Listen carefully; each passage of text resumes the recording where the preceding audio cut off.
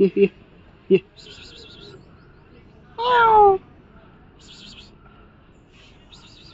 ये ये माव ये माव ये मध्ये माव टाका आता खायला काय तर.